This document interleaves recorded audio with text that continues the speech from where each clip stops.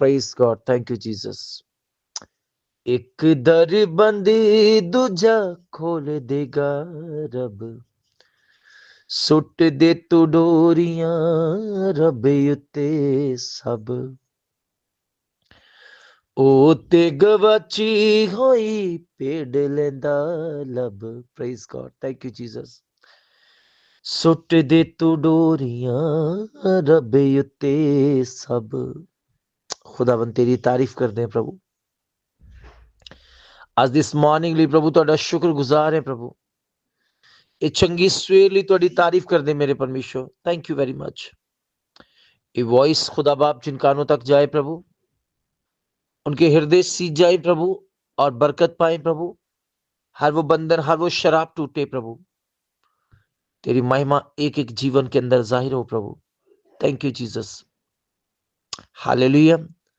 सबसे पहले तो प्रभु यीशु दे कादर और कदूस नाम में जेएमसी की and praise the Lord. Hope करता हूं कि आप ठीक होंगे और आज का दिन आपकी लाइफ के अंदर एक बहुत बड़ी ब्लेसिंग्स लेकर है। आमीन।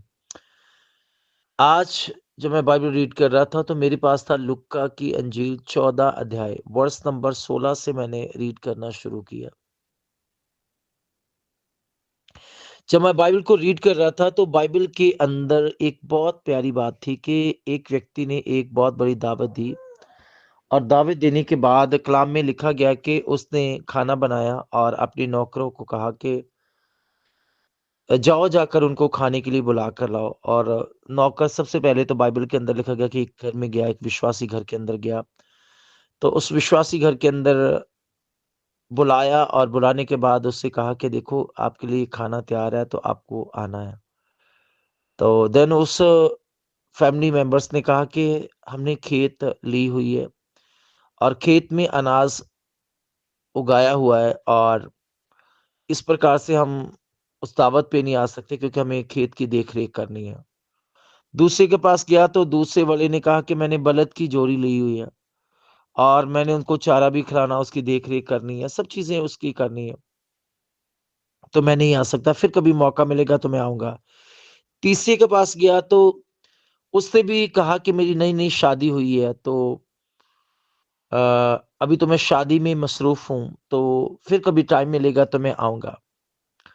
ये चैप्टर से मुझे एक बात तो सीख मिली कि आज के समय में, आज के दौर में एक विश्वासी है जो बहानेबाजी करता है चर्च के लिए, प्रार्थना के लिए, बाइबल पढ़ने के लिए।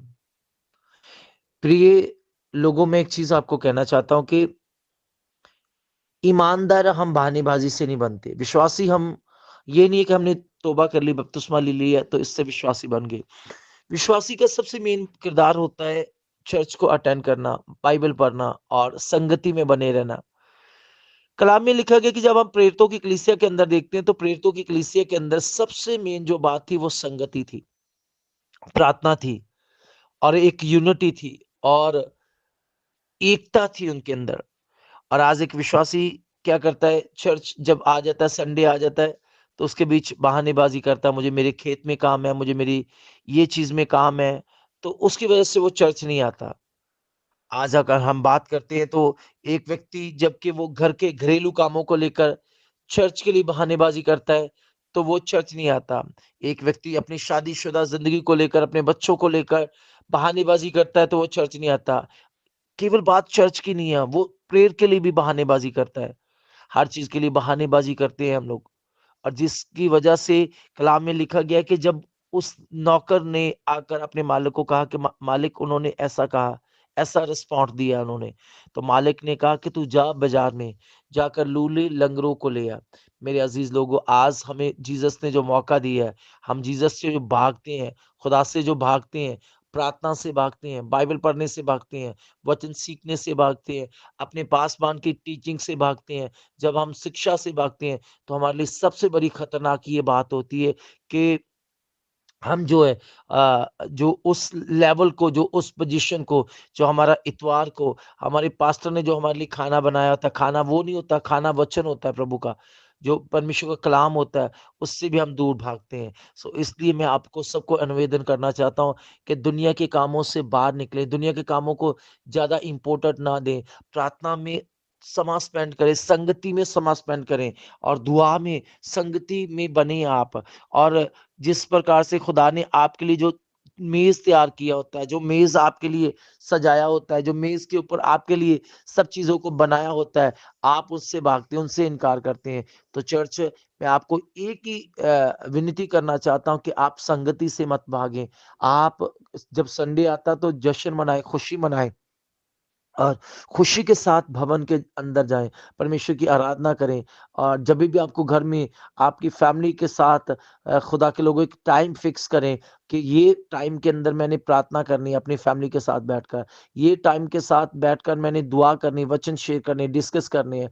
तो आप ऐसा करें, परमेश्वर आपकी सहायता और मदद करेगा। आज का दिन मैं ये विनती करता हूँ प्रभु यीशु के नाम से कि आपके लिए ब्लेसिंग्स वाला वचन हो। हर एक छुटकारा, हर एक बंधन, हर एक डिलीवर्स आपकी लाइफ के अंदर हो। मैं हर वो शराब को तोड़ देता हूँ, हर वो विपत्ति को तोड़ देता हूँ, हर वो जादू टोने की ताकत को तोड़ देता हूँ, हर वो शैतानी शराबों को तोड़ देता हूँ। आप ब्लेस हो, आप हील हो और आप डिलीवर्स हो। और यीशु मसीह की ताकत आपकी लाइफ के अंदर काम करे, उसकी कुव्वत आपको छुए और आप बड़ी ब्लेसिंग्स को पाएं। यीशु मसीह के नाम में ये प्रार्थना मांगते हैं, आमीन।